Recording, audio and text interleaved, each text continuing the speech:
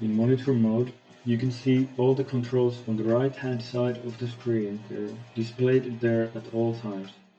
We will start by pressing T to toggle the navigation.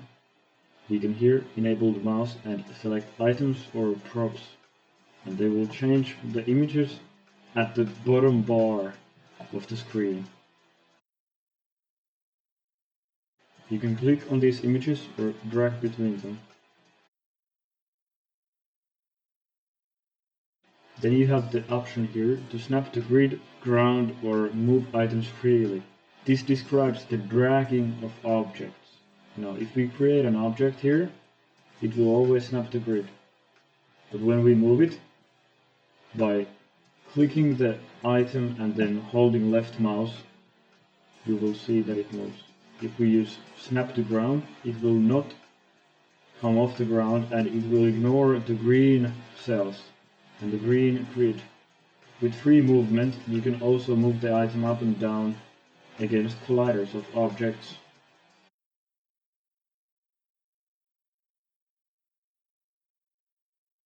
With the fixed rotation off, when you hold and drag the item, you can press E or Q to rotate the item around. When fixed rotation is enabled, it will snap the rotation 45-degree angle increments or decrements.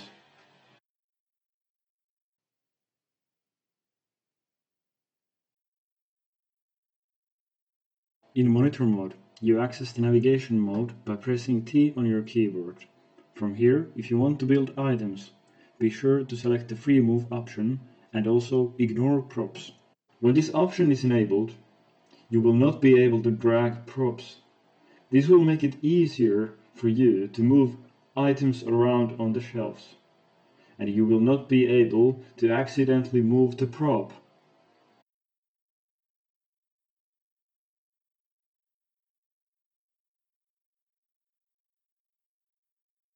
If you need to see items further to the left or right, place your mouse in between the images and then drag left or right, as seen in the video. Click on the image of the object that you want to build. To make items rotate the way you want when building them, first create one of the items that you want to build, and then rotate it to your desired rotation.